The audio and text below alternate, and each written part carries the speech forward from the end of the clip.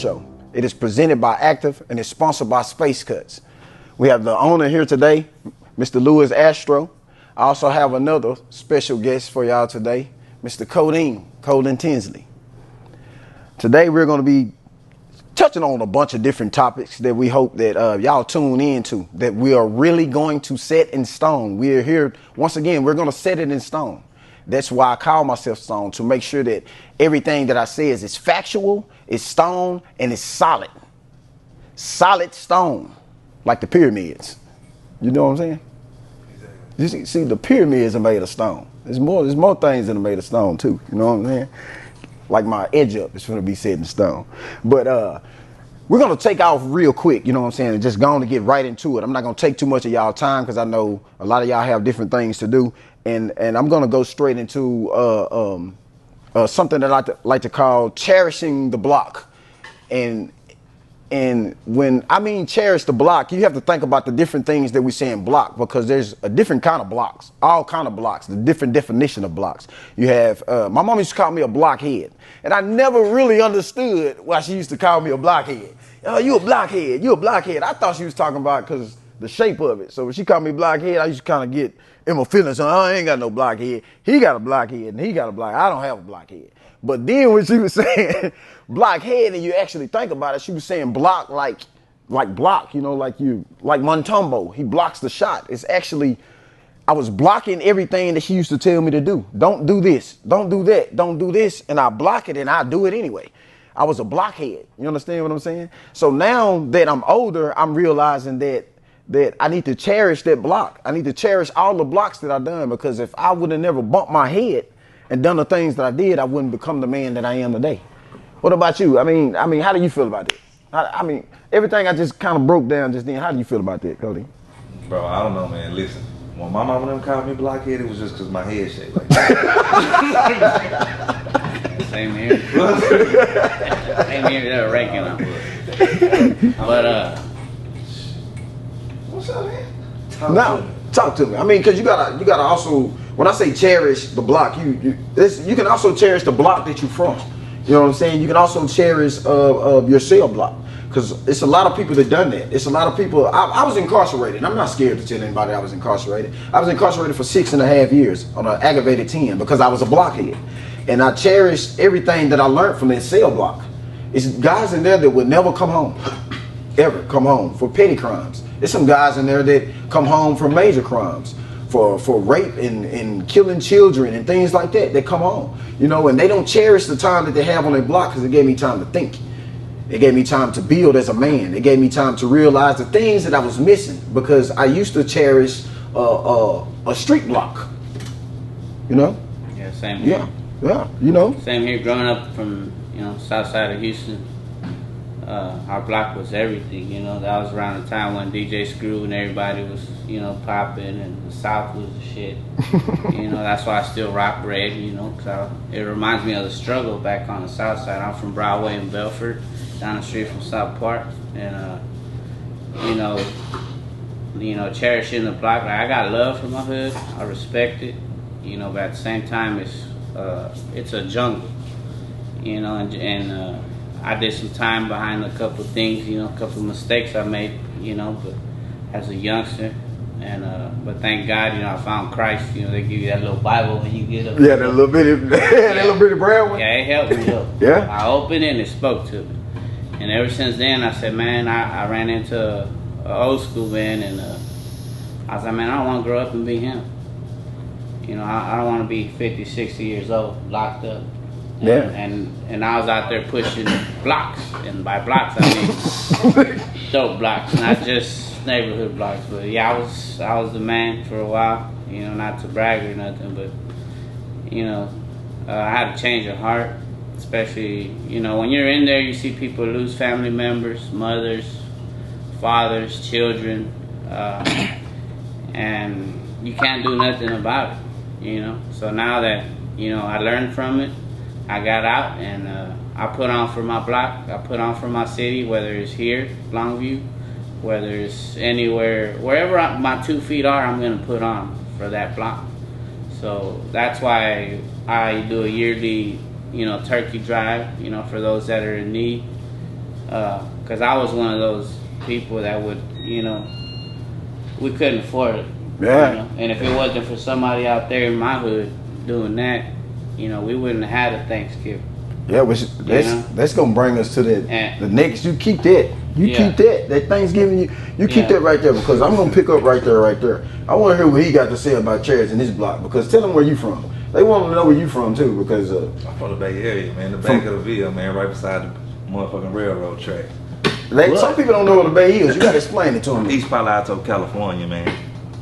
But you know, they raised me, Texas groomed me, and this what y'all got. But check this out. I'm gonna spin it for you one time. Okay. You say cherish a block. Cherish. A block is essentially a square, Yes. a box. Mm-hmm. You know what I'm saying? And when they tell you cherish the block, when you leave your hood, you love it more than you did when you was there, because you miss it. You know what I'm saying? You cherish that block. When you live outside the box, those memories, you cherish those memories, because that's that struggle that you'll never go back to. So what I'm saying? When you get outside the box, finally, you know what I'm saying? Because some people don't never make it outside that motherfucker. Some people is trapped in a way of thinking that will never expand. You feel me? But the motherfuckers that make it outside that box, that block, you know what I'm saying? Whichever way of thinking, whichever habit, whichever lifestyle it is, when you look back on it, you cherish it. You got a value for it. You know what I'm saying? That's why we love the hood. You know what I'm saying? Because who here want to go back to the block every day? Who here really miss the trenches, bro? You know what I'm saying? You don't miss the trenches like that, not being there, but you value the lessons that you got. Experience. You know what I'm saying? Them experiences. That's what you carry with you. That's what made Colden. That's what made Stone. You know what I'm saying? That's what made you. Everybody. You feel me? Everybody that grow up in the hood, you get your name from your block. Yes, sir. You know what I'm saying? Your block love you. You love your block. And you cherish it. You cherish. You cherish your block and you love your block, which brings me where I want to go with that, because like he was saying with the turkey drives and cherishing the block, which goes to like the great followers, which leads to the great leaders. You know what I mean? Right. What I mean by that is you have to lead before you can follow. So now that we was cherishing this block, we was following something, or thought we was following something that was going to be a greater, or take us higher, make us the best. Because me, I was following the men that was there. I'm an 80s baby. So when they're coming from the 80s, you're hearing Michael Jackson and all these, and you seeing these gold rings, and you watching the movies. What's the movie with the Juice, and you see Nino Brown. That's who we wanted to be. So we was trying to transform our block to cherish it into those blocks. We wanted to make $1 million a day in this quarter selling these blocks and cherishing this block. We wanted the rims. We wanted the gold in our mouth, the earrings, whether it was from California, whether it was from East Texas, or whether it's from the Houston. Everybody wanted to follow somebody, and everybody was following something or trying to follow something to be like something. You know what I mean? You understand what I'm saying? Yeah. To raise Howard. Now, the great followers, whenever you following the great things, what I mean by that is like, when I was young, I didn't know what was great. Yeah, but pause though, because Okay. when you saying followers, you don't want somebody to think that you saying followers as in crash dummies. You talking about everything has a process. You may be born a leader, but you were born with a path to follow. No, I mean Well, like I got something to say about this. Honestly, like growing up in the hood, like we're not educated enough, you know, because we're minorities. They don't put as much money into their school systems and stuff like that. Mhm. So therefore, we're not educated enough to where we're, you know, they're telling us that there's options. You could be your own boss if you'd want it. You know, they're teaching you to become an employee for somebody else, or like me, you know, want to be a dope boy because your partner out here making racks right in Yeah. fingers, candy paint. You know what I'm saying? Right now, without school. And then whenever you take that, You know? even whenever we done that, selling the drugs or this, not knowing in our minds we're building ourselves to be great entrepreneurs. Yeah. You're Correct. building yourself to be your own boss because you're getting your money and you're putting it back to buy more product to make things bigger. Budgeting. Yeah. You invest it, you budget. You know, we got to pay the trap rent, as they call it, trap. Yeah, your overhead, basically. Walmart is it's just a big dope. It's- You know what I'm saying? It's The the same same. operation, bro. Yeah. But It's they're just selling legal products with investors. That's Yeah. all. It's the same way whenever you go and, hey, you got a QP, You know what I'm saying? And I got a QP, and he got a little money, and we go in all together, and we go buy a pound. Walmart does the exact same thing, except now it's with legal things. So this is what I'm trying to tell them. Like, once you learn how to follow, it's a lot of time. But once you learn how to follow, then you'll know how to lead. You understand what I'm saying? Every great leader was a follower once upon a time. And I don't mean follower as the one that crashes out. And when they become a leader, I mean, to draw that line. yeah, I mean the person who leads and commands a group and organize a country or different organizations. This is a leader. You understand what I'm saying? The great Malcolm X, before he became the great Malcolm X, he had to learn how to follow. He came from the streets just like we come from the streets, and then he learned how to follow, and he learned from Elijah Poole, who later became the great Elijah Muhammad, that's respected by some and hated by many. You understand what I'm saying? And they came together and they formed a group called the NOI, the Nation of Islam. And together they was a powerful force, and Malcolm X had to first learn how to read. He didn't know how to read. When he was locked up and incarcerated, he took a dictionary. He didn't read the falsified books. He took a dictionary and memorized it from the front to the back. The language of the Webster, the same language that they was used to break them down that they didn't understand. And when he got out and started using words to control the masses, he went from that follower that he was doing to becoming a leader. And when he took his El Hajj and became El Malik Shabazz and came back and he told them, hey, you know, and they knew he But back came to back a leader. back to drawing the line. Basically, what we're saying is, I love him. we were not followers. You were not followers. By followers, we mean you become a product of your environment. Yes. Basically, what you see is what you know, and it's what you will become. Mm-hmm. And the reason that is because, like I said, they fail to educate us in the projects in the poor neighborhoods. Yeah, funded. Period. They don't fund shit. Like, honestly, like, I did a whole year with a substitute teacher, man. For real, a whole year. And you know what they did? Just give me 70 straight across the board. Pass them. By the time I got fucking 9th grade, I ain't know shit. No, Real shit. I ain't know motherfucking thing. And then all of a sudden, we got money. They built a brand new high school. I don't know how to use a computer. I don't know how to do the keyboard and shit. I'm in that motherfucking tag. I gave up on school. That's when I decided, look, it's either hit the block, you know, selling his work, or pick up these clippers and get to making some legitimate money. You know, and I dibbled and dabbled with both. You know, I made my mistakes and I learned quickly that to become a great, but still, like a while ago, whenever you were saying, you said it's because of after that you went in there and you got that Bible. Oh yeah. And it helped you. Yeah. And you found your energy. Yeah, them little bumps in the road will get you and build you. You know, you got to go through struggles in order to become a better man. The struggles in life will mold you to be better and stronger than you've ever been. And then, you know, that's basically where we are now. You know, that's struggle, man. That's how you build your value system. Exactly. Mm-hmm. You don't go through nothing. You don't know what's good, what's bad. You know what I'm saying? You just all you can build in your life off of is emotion. Yes. You know what I'm saying? You have to go through a real struggle. Speaking about emotion, that's one thing I want everybody to understand. Emotions will ruin your life. You gotta learn how to separate your emotions from your dreams and your goals. Because if you're too stuck in your emotions for something that happened in the past, whether it was spending 10 years locked up, or, you know, maybe somebody got abused or beaten, or, you know what I'm saying, whatever the case may be, you know, but don't dwell on that, you know. Use that as to fuel you and push you forward to be a better person, to do better. Because that's where you draw the line, bro. Like, a lot of people that I see, because I'm a barber, I deal with people on a daily basis, and I hear a lot of them speak negative, and all they want to do is bring back that time when they got hurt, when they were betrayed, and they still living there. It's 5-6 years later, but they still hurt about it.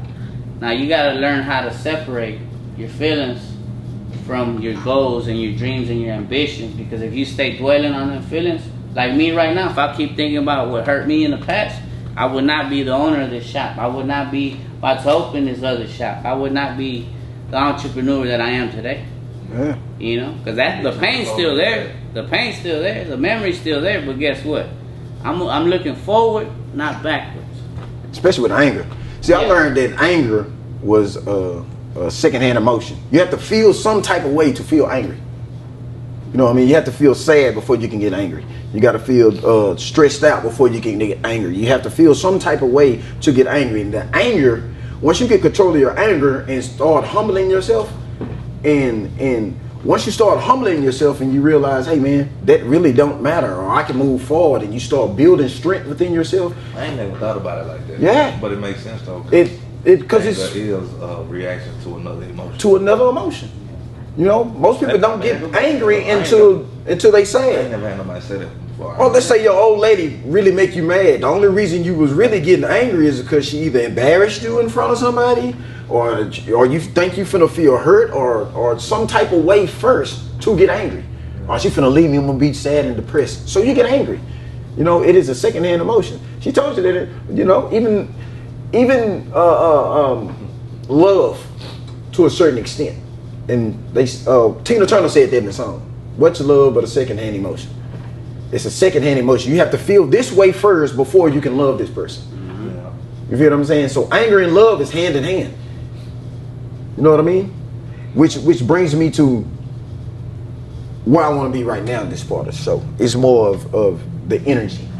We break down the energy of the mental and the physical, because it's more like of a spiritual awareness. You either have energy or you don't have energy. So if you have energy, it brings out your energy, the inner guy within you, which I was going to where he was a while ago. You can bump your head, you can cherish your block, and you can go through all the struggles and the pain, and you can dwell on them, and you can gain energy from it and look to something higher and have your spiritual awareness and look something higher and gain this energy and move forward.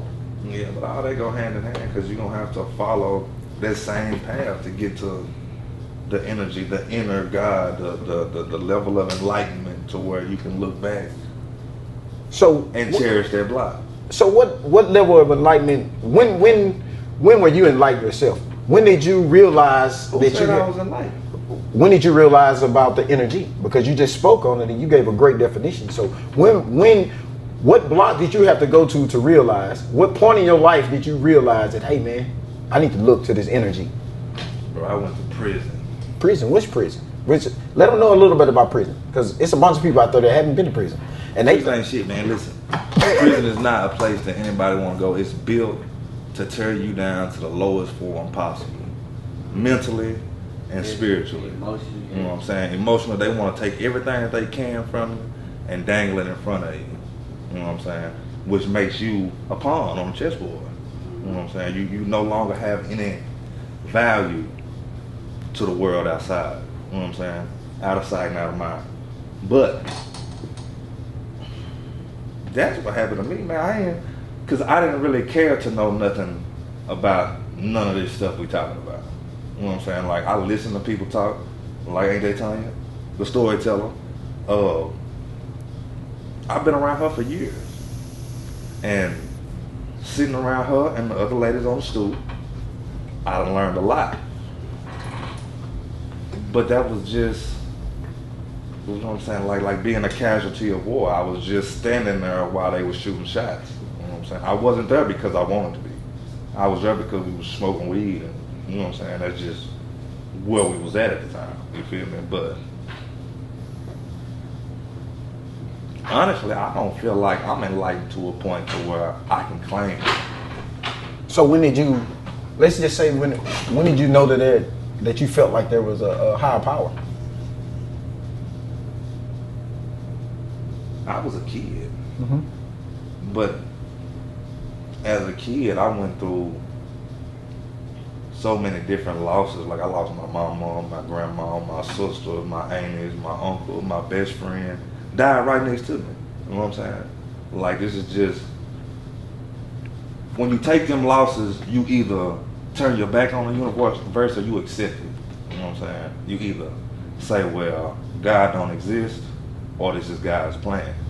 You know what I'm saying? And I was in a household, I grew up Christian Baptist, and it was Whenever you mean Christian, do you mean like Christ-like, or people that just go to church? I mean, people that go to church. Because you know the Christ-like lifestyle is really based on obedience, pure thoughts, and clean actions. So could you really say that, hey man, we were Christians, or we just believed in God? I can say my daddy was a Christian. Alhamdulillah. You know what I'm saying? Just based off his lifestyle. You know what I'm saying? That man, like, in my neighborhood in California right now, the man got a holiday. Huh? He got a holiday. The whole block shut down. The block that you William Earl cherish. Tinsley. They shut it down, They shut it down. and they have a holiday for your dad. Yeah, because he was an all-around good man. You know what I'm saying? He was born in 1935. So the shit that's going on now, Yeah. he wasn't equipped to deal with me. You feel me? So I hated him. But the man was a good man. Nobody, you'll never run into nobody who will speak down on him. Nobody. Not even me now as I'm grown. See, Yeah, I can feel that. See, because when I started thinking about, like you just touched on a while ago, I went to prison too. We was actually in one of the prisons together, but down there in Bonham. You know what I mean? And, you know, when I was down there, I was practicing my religion faithfully. You know, I had to be the speaker. I had to be the imam for some of these people, because if some of these guys come in and don't know the first thing about Islam. The only thing they know is, all they know is, hey, they don't eat pork. So whenever, and no bacon. no That's bacon. all I knew. So whenever they go to the chow hall and it's pork chop day, say Aki, get your pork chop and let me have it. No. Why not, man? It's Christmas. Let me have that ham. No. And the reason I wouldn't do it is because I'm not gonna give you something that's gonna harm you that I wouldn't do to myself. Right. You understand what I'm saying? I understand now. I'm not gonna give you crack to smoke because I know it'll harm you. I don't smoke crack. I don't want you to smoke crack because you my friend. I don't want you to smoke crack. You my friend. I don't want nobody to smoke crack, so I ain't selling it no more. You feel me? This is where I was getting to when I said that, where I was opening with my energy. How I took my energy, because I cherish my block. Don't get me wrong. When I was doing that, and I still do. You know. And I still do, because like you said, it comes from my struggles. But when I also started. I can't never what? not love the block. 12, 20. No, I can't. Man, stop playing. I can't. Bro, I got right out of prison and made songs about this. Everybody that's been on that porch.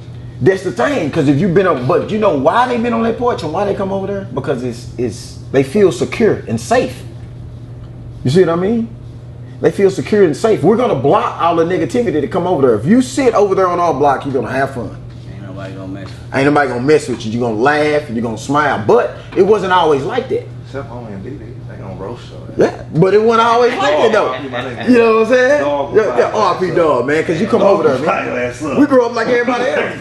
Yeah, but everybody ain't seen the rats and the roaches and no AC with the fans in the windows. Everybody didn't live like that. Everybody, bro, we used to play with roaches. We used to chase rats. The rats used to run across the back of the couch, and we used to see who can catch it first.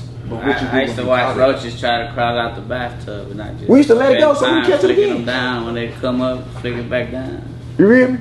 We used to put 2 roaches in the tub and let them paddle and race. My roach gonna beat your roach. Yeah. You hear me? Go! Nah, that's real shit. It's real. You know, we laugh about it now. We laugh about it, but it's so serious. But then once you grow up like that, you know, nothing can really tear you down. So when I went to prison, to tap on my prison life, when I went to prison, it wasn't really any different from my block, because you surrounded by killers, stealers, and drug dealers.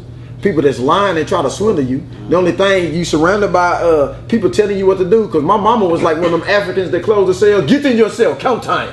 Hey, you count. My mama the same. Hey, everybody get out. Yo, shut up. Who are you? Get your ass out of. Who are you? Get some cover. She me. Hey, mama, I love you. Hey, but hey, because you can listen to the song right now, the 1220 song we made. You know what I'm saying? You can listen to it now, and she's on the end. You know what I'm saying? And she's saying the same thing she said when we was born. I ain't got no goddamn money. And she mean that to her heart. You feel me? It can have a whole lot of it, but she don't want you to know what she got. She never will. You know what I'm saying? Because of where we come from. Because it used to be an old wood frame home, broke down, everything tore up, and she worked hard to get it remodeled to where it is now. You go over there like a completely different home. Yeah. You feel me? Yeah, man, times I pulled in. Cut that shit down! You green eyes! Y'all see his eyes? She's My bad. Yeah, we sorry, Mom. We had to tap. We was trying to being real about that. But you know, right back to the prison life. It's much more. Once again, you do have people in there that I knew. I went to prison and I seen a guy that I knew since I was a child, Raydon Mosley. Love him to death, missing to death. He was my dad's childhood friend, and he has life, like 6 life sentences.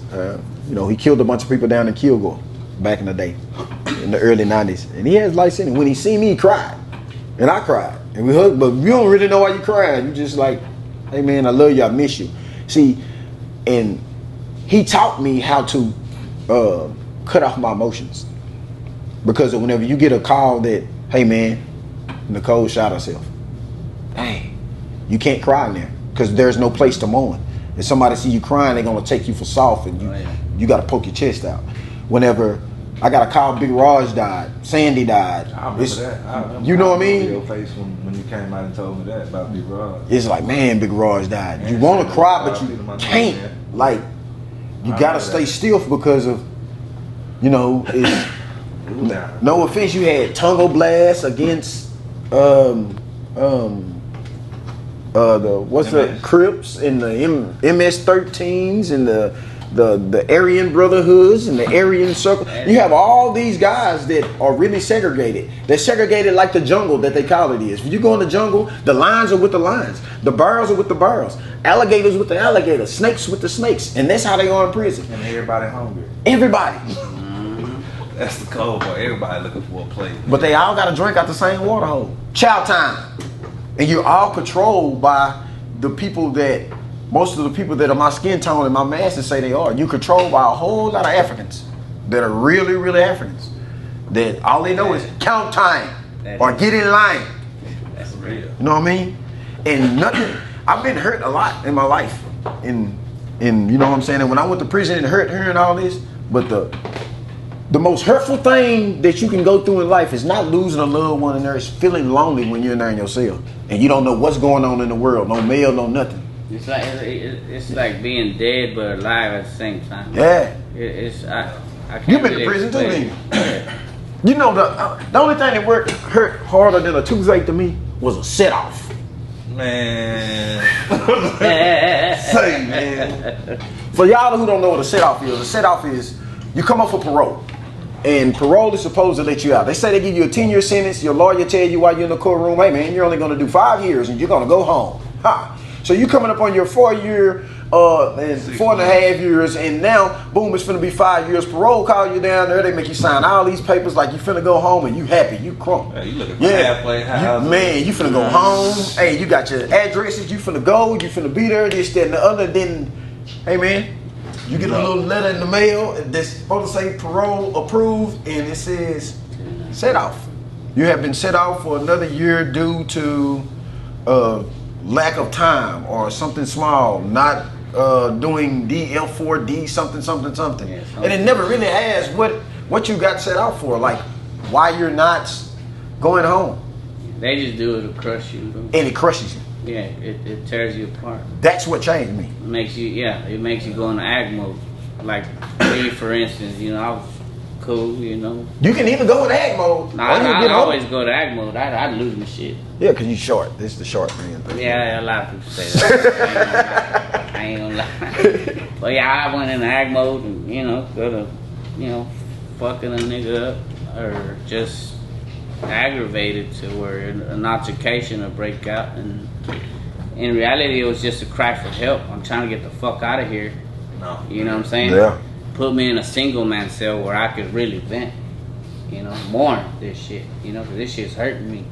But like you said, there's no fucking privacy. You can't cry in front of another man because that man gonna take you for weak. You know what I'm saying? Because everybody's in there preying on everybody. Yeah. It be your own kind, bro. It's politics. Politics in prison is stupid. All politics. Yeah, it's all politics. Especially if you go down there and you affiliated, man. All that shit. Yeah. All this shit so watered down, man. Look, hey, man, anybody watching this, I don't wish it on you. You know what I'm saying? Stay the fuck away from all the bullshit and all the drama. But if you ever go down there, stand on your own 10 toes and fuck with yourself and the people that you, if you run into somebody down there that really love you, I'm going down there fucking with them niggas, man, because them niggas don't love you. Them niggas don't mean no good. No. They don't. They don't. I even see people going there and be like, well, I'm gonna join the Muslims because they gonna protect me, this, that, and the other, woo. Man, you got dudes that go down there from your own hood, and he'll know you, and y'all knew it, and y'all can grew up from the slums together, and he'll go down there and crash out every day. He'll go down there messing with punks. They go down there and they steal from you, or they'll bomb and they borrow from you, this, that, and the other, because their prison life, the same ones that's out here packing these guns and showing them in your videos, and thank you, everybody's talking about selling dope and doing this, and you're really out there doing it. Once they lock you up and you get behind them walls, most of them tell it. Most of them go to snitching and telling on the next person because they don't want to go down there themselves. Or they take that 10 years deferred, adjudicated, that's what they say, yeah. And it doesn't work. It doesn't work out for you because it's built for you to fail. Yeah. So as soon as you take that and you mess up once, twice, they send you to prison anyway. And the 3, 4, 5, 6 years you done on probation on the street, they snatch it from you. You get the 10-year sentence anyway. So you did like 16. You know. So Speaking of prison though, man, shout out Money Trump, man. When I made it down there, I ain't had shit, and I ain't really know him. We just from the same city. We bump elbows, you know what I'm saying? Brush shoulders everywhere we go. That man came out of his pocket. He dropped out like 4 bags, hygiene, everything. Shout out some real nigga shit right there. they have a black bag in there. Yeah, a bunch of black bags. 4 black bags. So well, shout out Bigger Bag Tim for Shout dropping out Bigger Bag Tim. the black bags off. So Bigger Bag Tim even had black bags in prison. That's my boy. You know what I'm saying? Hey man, we ain't gonna take too much of y'all time, man. You know, we just want to touch a few bases right here. Like I said, this was the first episode of the Stone Show, sponsored by Space Cuts. You know, presented by Active. And once again, I just want to, before we leave, I want Mr. Colden to let y'all know just a little bit more about himself, where you're from, and I want you to let the world and the masses look dead in the camera and let them know how you want to be remembered while you're here and when you leave. I don't know how to answer that question, man. I'm just me. If you know me, I'm humble. Give you anything I got. And when you remember me, just remember me that if I told you something, I'ma stand on it. That's all I got. I don't have nothing else, bro. You just said like you just stoned, like you saw it or something. Nah, you stone. I'm Colden. Thank you. Thank you for clearing that up. And then and I want Louis Astro to do the same, man. Let them know, you know. I mean, just let them know a little bit more about yourself. You know, you done already let them know where you from, how you come from. But I want you to tell the masses how you want to be remembered. You know what I mean? Because you done already made a foundation here with Space Cuts. I love this place. I get my hair cut here. I clean this place up. This is my 3rd job. Space Cuts. I come in here. You know? I just want to be remembered as like the guy that made a difference. You know, because I come from the hood just like a lot of you that might be watching this here later on. And I always felt hopeless, thought there was no chance. You know, like I spoke about, losing people or people going to prison for life. You know, I lost all faith in God, honestly. You hear me? And I started turning, I got in deep with the cartel and shit like that. So they worship the Santa Muerte. So I got in deep into that and, basically voodoo shit like that. You did voodoo? Oh yeah, I know a lot of it. But I done been in the real trenches. Yeah. I done been on the Mexican side, I done been out here, and I'm telling y'all, everybody who's watching this, look, I done did it all. You name it, I did it. It ain't worth it. At the end of the day, all that shit's cursed, man. You'll never have nothing to show for it. The only thing you'll have is the memories, but you can't cash in the memories in the bank. You know, I remember clearly counting $2 million one day. It took us 2.5 days to count, and we were still off by like 300,000. And I said, man, fuck that, send this shit. That's they motherfucking problem. I'm tired of this shit. We stayed up the whole time. I'm like, man, fuck that. You're the one that's off. We all say it's right. 2 against 1. Send this shit. Get it over. But now I go back and it's like, shit, if I had them $2 million now, what would I do? I got that memory, but I can't cash it in. So, the dope game is a game. You're a pawn on somebody else's chessboard.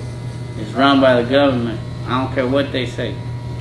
And I done been there, done that, and I want to be remembered as that one nigga that figured it out, you know, came out the hood, was a black boy, changed his life around, and now I'm doing whatever I can to inform the youth so they won't go down and crash like I did and do the same shit, you know, because what I basically did was waste the earlier years of my life, you know. Because if I would have figured this out years ago, ain't no telling where I'd be. But I'll tell you one thing, I would not be sitting here right now. I'd be a motherfucking millionaire. Because I've always had that hustler mentality, you know. Because we was hungry in the hood. And I just want to be remembered as, you know, that big brother that I wish I had, you know, that we never had, or the father that some of these kids ain't never had. You know, that's why I strive hard to make a change in everybody's life who sits in my chair, or just that I meet in general. That's just it. And when I die, just bury me in Jesus, you know. Basically. I don't know a lot. Well, y'all know once again, I want to thank you, Mr. Lewis Astro, for letting us, you know, be in this wonderful shop. Let them know the address of the shop, and you know, just in case somebody want to come and get their haircuts or braided or twisted or everything set up, you know. Alright, well, I got a lot of enemies, so if you watching me, stay strapped. Y'all finna die before y'all even come through this door. But my shop is in Longview, Texas. The address is 2002 Total Road, Longview, Texas, 75605. And we'll take care of you. Just don't come in here with no bullshit, because I have a zero tolerance rule here. Okay. So, Mr. Colden, Tinsley, if somebody want to reach you, talk to you about spiritual readiness, kick it with you wherever, you know. Don't call me. Why they can't Nah, call I'm you? just bullshit. Look, man, look, I'm on Facebook, man. Everybody know me, man. It's, shit, if you looking at this, you probably my friend on Facebook, man. Colden Tinsley, man. Shout out to everybody though, man. Black Structure, Alpha Noir, Sky Weezer with the skate, Free the Game, man. Look out, man. We'll see you soon. Okay, well, you know what I'm saying. Once again, man, this is presented by Active. I love this guy, love him to death. He know who he is. You know what I'm saying. I'm gonna give him a hug. He looks just like my dad. You know what I'm saying. But once again, man, I just want everybody to know that I'm Stone, and Stone is solid, and it's a solid foundation. And once again, we're here to set things in stone. Matter of fact, see, Dr. King's exact words was, I have a dream. Have. But most people were misled like he had the dream. Had. When actually Dr. King wasn't a prophet at all. He just stepped out on faith, and to God he called and said, we shall overcome, is what he promised the people. Then Obama made it, we thought we was all equal. Stop playing. See, the first 20 slaves came to Virginia on the Dutch in 1916, but we still in his clutch. The Civil War was fought in 1865. Now we're getting into episode 2. You feel me? Black and whites fought. And together they died. Now, around this time, it was over 4 million slaves. None of them had AIDS. Are we on the same page? See, Booth killed AIDS after Rail took the stage. This tyrant should not live, is what he screamed in a rage.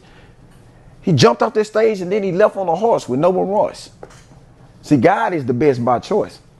See, it's nothing but truth on this earth. And hurt can be personal or verse. And then they tell you it's going to get better.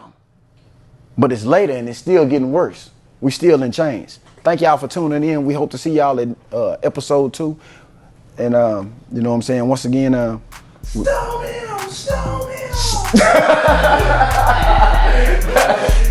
You have officially been stoned. Thank y'all. Have a nice day.